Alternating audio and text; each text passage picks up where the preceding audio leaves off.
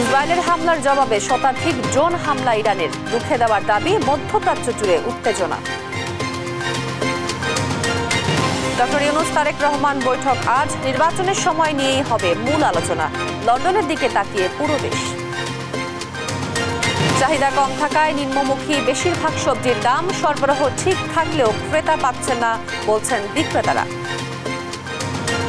লম্বা ছুটি শেষে ঢাকায় ফিরছেন মানুষ, বাস ট্রেন লঞ্চে ভিড় থাকলেও ভোগান্তি নেই, বাড়তি ভাড়া আদায়ের অভিযোগ।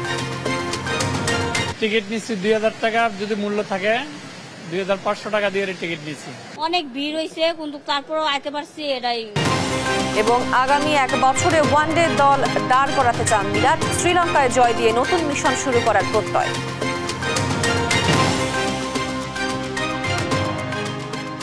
দেখছিলেন শিরোনাম সংবাদ দুপুরে, আপনাদের সঙ্গে আছি আমি তোয়া আফরোজ। এবারে পুরো খবর। হাই ভোল্টেজ লন্ডন বৈঠক আজ, মিলিত হচ্ছেন ডক্টর ইউনূস ও তারেক রহমান। বিশ্লেষকরা বলছেন ঐতিহাসিক এই বৈঠকে আগামী জাতীয় নির্বাচনের সময় নিয়েই হবে মূল আলোচনা। গণতন্ত্রের সূতিকাগার যুক্তরাজ্যে এই বৈঠক থেকেই বাংলাদেশের গণতন্ত্রে উত্তরণের দুয়ার খুলবে। রাজনীতিতে আসবে সুবাতাস, সূচনা হবে নতুন দিগন্তের। এ বৈঠকের দিকেই তাকিয়ে পুরো দেশবাসী। নাইম আফসানের রিপোর্ট। পুরো বাংলাদেশ এখন চেয়ে আছে লন্ডনের দিকে। শুক্রবার সকাল 9টায় ডরচেস্টার হোটেলে বসছে হাই ভোল্টেজ মিটিং। মিলিত হবেন বাংলাদেশের সরকারের প্রধান উপদেষ্টা ডক্টর ইউনূস ও বিএনপি ভারপ্রাপ্ত চেয়ারম্যান তারেক রহমান। রাজনীতিবিদ ও বিশ্লেষকরা বলছেন 2 ঘন্টার এই বৈঠকে মূল আলোচনা হবে আগামী নির্বাচনের সময়সূচি নিয়ে। ডক্টর ইউনূস এপ্রিলের প্রথমার্ধে দেশে জাতীয় নির্বাচন করার যে ঘোষণা দিয়েছেন তাতে আপত্তি প্রধান দল বিএনপির। লন্ডন বৈঠকেই এই সমস্যার সমাধান হবে, নিষ্পত্তি হবে সব সংকটের, এমন আশা বিএনপির স্থায়ী কমিটির সদস্য সালাউদ্দিন আহমেদের। তিনি মনে করেন বৈঠকটি হবে জাতির জন্য দিক নির্দেশনামূলক। আমি বিশ্বাস করি মাননীয় প্রধান উপদেষ্টার সাথে আমাদের নেতা জনাব তারেক রহমানের বৈঠকটি একটি দিক নির্দেশনামূলক এবং জাতির টার্নিং পয়েন্ট হিসেবে বিবেচিত হবে, কারণ এই বৈঠকেই অনেক কিছুই দুইজনের মধ্যে আলাপ আলোচনার মধ্য দিয়ে জাতীয় ইস্যুগুলো নিষ্পত্তি করা সম্ভব হবে। সরকারের পক্ষ থেকে আয়োজন করা লন্ডন বৈঠক ফলপ্রসূ হবে বলে আশা করছেন দুই পক্ষই। এই বৈঠকেই বিএনপির সঙ্গে সরকারের সব মতপার্থক্য ও দূরত্ব কেটে যাবে বলে আশায় বুক বেঁধেছেন দেশের মানুষ। বিএনপির নেতা আমির খসরু লন্ডনে গেছেন। জানা গেছে বৈঠকের ব্যাপারে তিনি তারেক রহমানকে সহযোগিতা করবেন, তবে ডক্টর ইউনূস তারেক রহমানের বৈঠকে থাকবেন না তিনি। মূল বৈঠকটি হবে 1-to-1। রাজনৈতিক বিশ্লেষকরা বলছেন বৈঠক ঘিরে দুই পক্ষেই ছাড় দেওয়ার মানসিকতা ফুটে উঠেছে, আর তাহলে সব টানাপড়ন দূর হবে, কেটে যাবে আস্থার সংকট। লন্ডন বৈঠকেই খুলে যেতে পারে জাতীয় ঐক্যের দরজা। 4 দিনের রাষ্ট্রীয় সফরে লন্ডনে ব্যস্ত সময় কাটাচ্ছেন প্রধান উপদেষ্টা ডক্টর ইউনূস। হাই ভোল্টেজ বৈঠকটি হবে যে হোটেলে, সেই ডরচেস্টার হোটেলেই উঠেছেন ডক্টর ইউনূস। নাইম আফসান, দেশ টিভি, ঢাকা। চাহিদা কম থাকায় নিম্নমুখী বেশিরভাগ সবজির দাম, বিক্রেতারা বলছেন সরবরাহ ঠিক থাকলেও ক্রেতা পাচ্ছেন না তারা, ফলে নষ্ট হচ্ছে অধিকাংশ সবজি। স্থিতিশীল রয়েছে চাল, ডাল, তেলের দাম, তবে সরবরাহ কম থাকায় বাড়তি মাছের দাম। কেজিতে 10 থেকে 15 টাকা বাড়তি ব্রয়লার মুরগির দামও। শুক্রবার বাজার ঘুরে দেখা যায় আলু বিক্রি হচ্ছে 20 থেকে 35 টাকা কেজি দরে, শসা প্রকার ভেদে 40 থেকে 50 টাকা, পটল 30 টাকা, ঢেঁড়স, চিচিঙ্গা সহ বেশিরভাগ সবজি বিক্রি হচ্ছে 40 টাকা কেজি দরে। এছাড়াও কাঁচামরিচ বিক্রি হচ্ছে 40 থেকে 60 টাকা কেজি দরে। লেবু বিক্রি হচ্ছে হালি প্রতি 20 টাকা করে। স্থিতিশীল রয়েছে মশলার বাজার, পেঁয়াজ বিক্রি হচ্ছে 50 টাকা কেজি দরে। এছাড়াও আদা 80 টাকা, রসুন বিক্রি হচ্ছে 80 থেকে 120 টাকা দরে। স্থিতিশীল রয়েছে চাল, ডাল ও তেলের দামও। 50 টাকা, চিচিঙ্গা 40 টাকা, লতি 50, সরিষ 60। কুরবানির সময় মুরগির দাম তো আরো কম হওয়া উচিত, সেই তুলনায় এখন 100-150 টাকা করে দাম নিচ্ছে আর কি। সবজির বাজার মোটামুটি একটু কমের দিকে আছে। সপ্তাহান্তে রাজধানীর বাজার পরিস্থিতি জানাতে সরাসরি যুক্ত হচ্ছেন আমাদের সহকর্মী তারেক মাহমুদ সুজন। তারেক, বাজারে নিত্যপণ্যের দাম কেমন দেখছেন এবং এ বিষয়ে ক্রেতারা কি বলছেন, বিস্তারিত জানাবেন। তো আজকে কিন্তু অধিকাংশ সবজির দামই কম, কারণ চাহিদা কম এবং এখনও কিন্তু রাজধানীতে যারা রাজধানী ছাড়ছেন তারা সবাই আসেনি। তবে অন্যান্য যে আজকে আমরা মাছের বাজার ঊর্ধ্বগতি এবং আজকে কিন্তু চালের বাজার যেটা এতদিন কিছুটা কম ছিল এবং যেমনটা ধারণা ছিল যে নতুন ধান উঠার পর চালের দাম কমবে এবং কিছু কয়েক টাকা কম ছিল, তবে এখন থেকে আবার ব্যবসায়ীরা যেটা আশঙ্কা করছেন যে সিন্ডিকেটের কারণে যেভাবে চালের দামটা কমার কথা ছিল সেভাবে কিন্তু কমার সম্ভাবনা তারা দেখছেন। আমরা যদি এই মুহূর্তে একজন বিক্রেতার সঙ্গে কথা বলি, আপনি যদি একটু জানাতেন আজকে চালের বাজার কেমন আর দাম কমার সম্ভাবনা রয়েছে কিনা, আপনারা কি মনে করেন? না, আমরা তো সিজনে দাম কম চাই, কিন্তু সিজনে দাম কমে না একটা কারণেই কর্পোরেট কোম্পানিগুলো যে মেলারের থেকে দাম বেশি দিয়ে কৃষকের থেকে চাল কিনা তারা মজুত করে এবং মজুত করার পরে তারা প্যাকেজিং করে এক কেজিতে 15 থেকে 20 টাকা বেশি বিক্রি করে। তথাপি মেলার এবং কর্পোরেট কোম্পানিরা যেই পরিমাণ মানে চাল কিনে আগামী 1 বছরের জন্য তারা গোডাউনজাত করার জন্য আপনার কৃষকদের চাল কিনা গোডাউনজাত করে রাখে এবং বাজারটা তাদের নিয়ন্ত্রণে নিয়ে যায়, এই জন্য চালের দামটা কমে না। কিন্তু চালের দামটা অবশ্যই সিজনে কমার থাকার কথা। বিগত সরকার কর্পোরেট কোম্পানিগুলোকে মিনি ব্যাগ থেকে বড় প্যাকেটগুলো যখন বাজারজাত করা আরম্ভ করছে তখন থেকে এই বাজারটা অতি দ্রুত দাম বাইরে যায়, আবার আস্তে আস্তে কমে, কিন্তু তাদের আন্ডারে কিন্তু বাজারটা নিয়ন্ত্রণে চলে যায়। সরকার যত কিছু চেষ্টাই করুক কিন্তু এটা কোনোভাবেই নিয়ন্ত্রণ করতে পারছে না।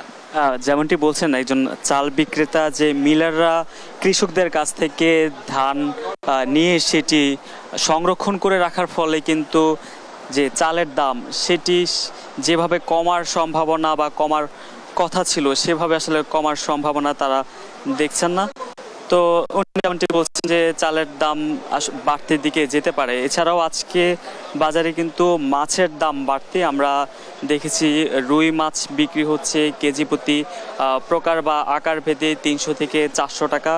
এছাড়াও তেলাপিয়া বিক্রি হচ্ছে 200 টাকা কেজি ধরে। ছোট মাছগুলোর দামও বেশি, ইলিশ বিক্রি হচ্ছে 2200 থেকে 2800 টাকা কেজি ধরে। আমরা ক্রেতাদের সঙ্গে কথা বলছি, তারা যেমনটি বলছেন যে আজকের বাজারে মাছের দামটা বেশি। বিক্রেতারা বলছেন সরবরাহ কম, বাজারে সেভাবে সরবরাহ না থাকার ফলে মাছের দামটি তারা বেশি বলছেন। তো আমরা বাজার ঘুরে আজকে যেমনটি দিলাম, সবজির দাম কম কিন্তু মাছ মুরগির দাম কিছুটা বেশি এবং ক্রেতারা যেমনটি বলছেন যে মাছের দাম সহনীয় পর্যায়ে রাখার উদ্যোগ নেওয়ার কথা কিন্তু তারা বলছেন। তো এই ছিল রাজধানীর কারণ বাজার থেকে নিত্যপণ্যের বাজার সম্পর্কে আমার কাছে সবশেষ। তোয়া তারেক, আপনাকে ধন্যবাদ। দর্শক, নিত্যপণ্যের দাম সম্বন্ধে বিস্তারিত খবর জানাচ্ছিলেন আমাদের সহকর্মী তারেক মাহমুদ সুজন। ঈদের ছুটি শেষে রাজধানীতে ফিরছে কর্মজীবী মানুষ। ঢাকাগামী ট্রেনে ছিল মানুষের ভিড়। অন্যদিকে সদরঘাট লঞ্চ টার্মিনালে রয়েছে ফিরতি যাত্রীর চাপ।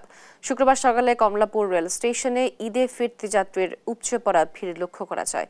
ঈদের আনন্দ ভাগাভাগি শেষে রাজধানী ঢাকা ফিরছে নগরবাসী। অনেকে টিকিট না পেয়ে স্ট্যান্ডিং টিকিটে ঢাকা ফিরছেন। অতিরিক্ত যাত্রার চাপ সামাল দিতে স্পেশাল ট্রেনের ব্যবস্থা করছে রেল কর্তৃপক্ষ।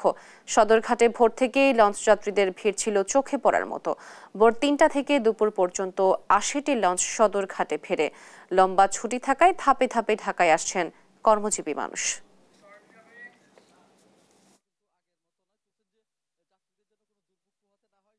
ভিড় একটু বেশি হয়েছে, বাড়তি মানুষের একটু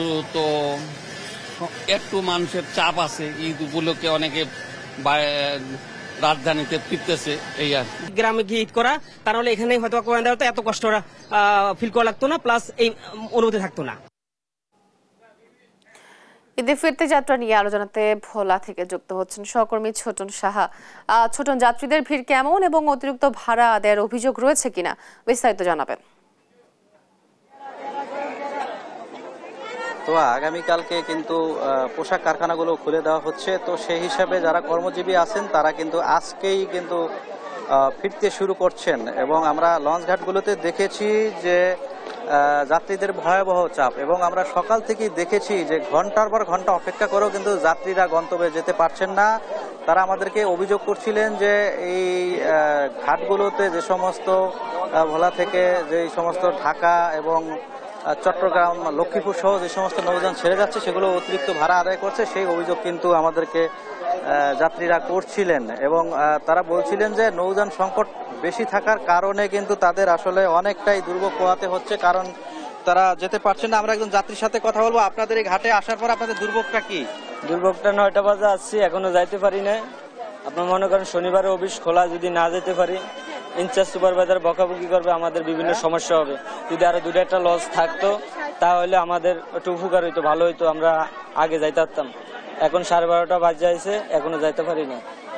ধন্যবাদ। তোহা, যেমনটি শুনছিলেন যে যাত্রীদের যে অভিযোগ, এই অভিযোগ আসলে শুধু একজনের নয়, এখানে যারা অপেক্ষমান অবস্থায় রয়েছেন তাদের সবারই একই অভিযোগ। তবে জেলা প্রশাসন থেকে কিন্তু এখন পর্যন্ত যাত্রীদের যে দুর্ভোগ লাঘবে এখন পর্যন্ত কোনো ব্যবস্থা নেই। চরম বিশৃঙ্খলা কিন্তু এই ঘাটে আমরা দেখতে পাচ্ছি। এবং যাত্রীরা যে দাবি কিন্তু তুলে এসেছিলেন, যেহেতু ঈদের সময় তারা প্রিয়জনদের সাথে ঈদ উদযাপনের জন্য গ্রামের বাড়িতে ফিরেছেন অনেকটা স্বস্তিতে, কিন্তু ফেরার পথে কিন্তু তাদের সেই দুর্ভোগ বহু গুণে বেড়ে গেছে, এই অভিযোগ কিন্তু তারা করছিলেন। এবং একই সাথে এই রুটে তারা আরও বেশি নৌযানের দাবিও কিন্তু তারা তুলেছেন।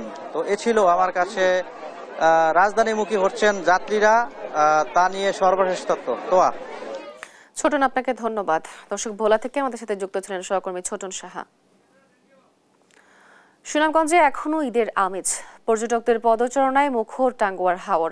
আরো জানাতে যুক্ত হচ্ছেন সহকর্মী শাহবাজউদ্দিন মান্না। মান্না, হাওরে ভ্রমণ নিরাপদ করতে প্রশাসন কোনো পদক্ষেপ নিয়েছে কিনা জানাবেন বিস্তারিত।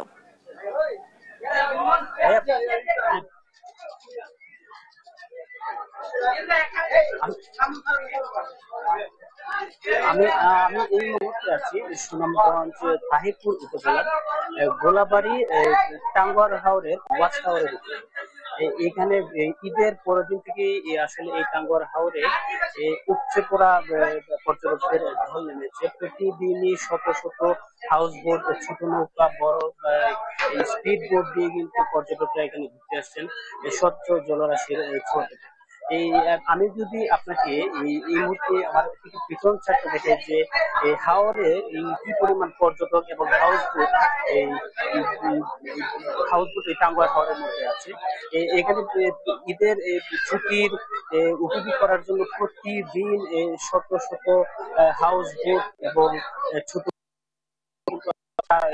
টাঙ্গুয়ার হাওরের এই ঘোরার জন্য দূর দূরান্ত থেকে পর্যটকরা আসছেন। এখানে শুধু টাঙ্গুয়ার হাওরই নয়, টাঙ্গুয়ার হাওর থেকে নীলাদ্রি, বারিকখিলা, জাদুকাটা, এই কয়েকটা স্পট আসলে সুনামগঞ্জের সবচেয়ে জনপ্রিয় পর্যটক স্পট হিসেবে পরিচিত রয়েছে। আমি যদি আপনাকে আরেকটা কথা বলে রাখি যে এই সুনামগঞ্জের টাঙ্গুয়ার হাওরে এই কিছুদিন আগে কিন্তু আসলে হাওরে পানি আসে, যার ফলে কিন্তু সুনামগঞ্জে পর্যটক এরিয়াগুলো মানুষের ঢল নেমেছে। এই সুনামগঞ্জের নীলাদ্রি, বারিকখিলা, তারপর হচ্ছে জাদুকাটা নদী, এই স্পোর্ট গুলা প্রতিদিনই কিন্তু হাজার হাজার মানুষের ঢল লেগেই আছে। এই ছিল আসলে সুনামগঞ্জ টাঙ্গুয়ার হাওর থেকে আমার কাছে সর্বশেষ। মুন্না, আপনাকে ধন্যবাদ। দর্শক, সুনামগঞ্জ থেকে আমাদের সাথে যুক্ত ছিলেন সহকর্মী শাহবাজউদ্দিন মান্না।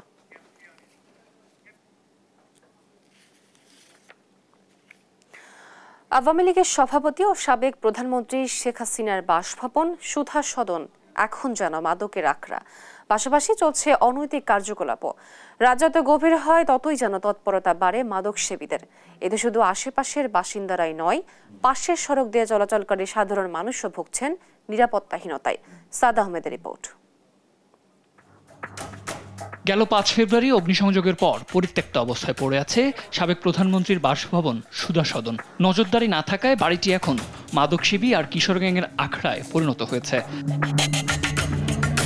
4তলা বাড়িটির কোনো ঘরে নেই আসবাব, ভেঙে ফেলা হয়েছে টাইলসও, মেঝেতে পড়ে আছে পোড়া ছাই। দিন কিংবা রাত ভবনের প্রতিটি ফ্লোরে বসে মাদকসেবী আর কিশোর গ্যাংয়ের আড্ডা। শুধু মাদক সেবনই নয়, মাদক সেবনের পাশাপাশি চলছে অনৈতিক কার্যকলাপ। শুধু তাই নয়, মাদক সেবনের রুমেই তৈরি করা হয়েছে টয়লেট। আমরা যদি দেখাতে চাই, সন্ধ্যা হলে এখানে জমে মাদকের আড্ডা।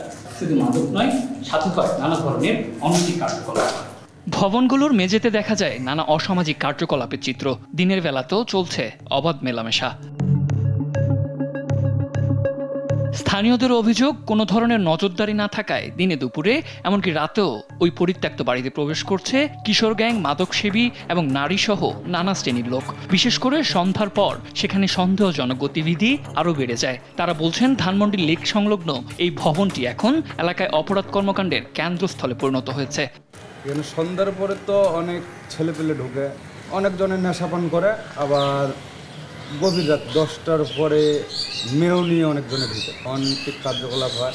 এখানে আসলে অনেক অকাম কুকাম হয়, বুঝছে। এখানে সেই আবার ট্যাবলেট খায়, গাঁজা মাজা খায়। এখানে থাকাটা আমাদের জন্য মুশকিল, কারণ এখানে যেসব অকাম কুকাম হয় তাতে একটা সমস্যা। এখানে মাদকের আড্ডা হচ্ছে, তাছাড়া এখানে বাড়িওয়ালাদের একটা আতঙ্ক না, কখন চুরি হচ্ছে, কখন ছিনতাই হচ্ছে, তো সব কিছু মিলে একটা বিশাল ঝামেলা। অপরাধের স্বর্গরাজ্যে পরিণত হওয়া বাড়িটি ঘিরে উদ্বেগ ও আতঙ্ক তৈরি হয়েছে স্থানীয় বাসিন্দাদের মনেও।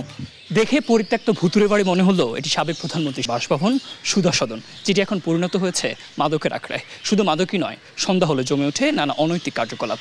স্থানীয় বাসিন্দারা বলছেন, কিশোর গ্যাং এবং মাদক সেবীদের তৎপরতা বেড়ে যাওয়ায় নিরাপত্তা হুমকিতে রয়েছেন তারা। সাদ আহমেদ, দেশ টিভি, ঢাকা। কুষ্টিয়ায় মৎস্যজীবীদের জলমহল জবরদখলের অভিযোগ উঠেছে স্থানীয় প্রভাবশালী বিএনপি নেতাদের বিরুদ্ধে। জোরপূর্বক তুলে নেওয়া হয়েছে অর্ধ কোটি টাকার মাছও। মৎস্যজীবীদের দেওয়া হচ্ছে হুমকি ধামকি। জলমহল ঘিরে চালানো হচ্ছে অস্ত্রের মহড়া। সরকারের কাছ থেকে জলমহলটি লিজ নেওয়ার বৈধ কাগজপত্র থাকলেও অভিযোগ দিয়েও মিলছে না প্রশাসনের কোনো সহায়তা। জলমহলটি ফিরে পেতে প্রশাসনের হস্তক্ষেপ চান মৎস্যজীবীরা। ইরফান আরার ক্যামেরায় কুষ্টিয়া থেকে নাহিদ হাসান তিতাসের রিপোর্ট। ৩৭,৮১,০০০ টাকায় গত পয়লা বৈশাখ থেকে ৩ বছরের জন্য কুষ্টিয়ার ভেড়ামারা উপজেলার ভগীরদহ জলমহলটির ১৩ কিলোমিটার জেলা প্রশাসকের কাছ থেকে ইজারা নেয় জনসেবা মৎস্যজীবী সমবায় সমিতি। প্রায় অর্ধ কোটি টাকার মাছ ছেড়ে চাষ কার্যক্রম শুরু করেন মৎস্য চাষিরা। তাদের অভিযোগ, স্থানীয় সাবেক বিএনপি নেতা রবিউল সরকার ও আসাদুজ্জামান মিঠু সহ বেশ কয়েকজন প্রভাবশালী জোরপূর্বক দখল করে জলমহলটি, তুলে নেয় অর্ধ কোটি টাকার মাছও। এছাড়াও হুমকি দিয়ে জলমহল ঘিরে তারা চালাচ্ছেন অস্ত্রের মহড়া। কতিপয় বিএনপির নামধারী লোকজন জোর দখল করে রাখেছে গোটা নদীটা। এরা বিএনপি করে প্রভাবশালী ছাত্র ছাড়াই থাইকে হুমকি ধামকি দিয়ে নদীতে নামতে দিচ্ছে না। জোর দখলে সেই মাছটা মেরে নিচ্ছে, এটা বিএনপির লোকজনই। এখন এটা তো আমরা ডাকে পাইছি, এটা তো আমাদেরকে সরকার বুঝাই দিছে।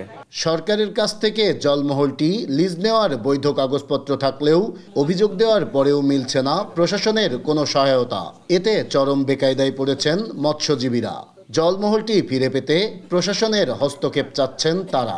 এখন তো নদী আমাদের, কিন্তু ওরা ওদের ধামকি ধমকিতে আমরা বেরতে পারছি না। লাঠি জানে, প্রশাসন জানে, আসে এসে চলে যায়। সরকারের কাছে আমার আবেদন, যারা পাইছে তাদের যেন সুষ্ঠুভাবে নদীটা আবাদ করতে দেয়।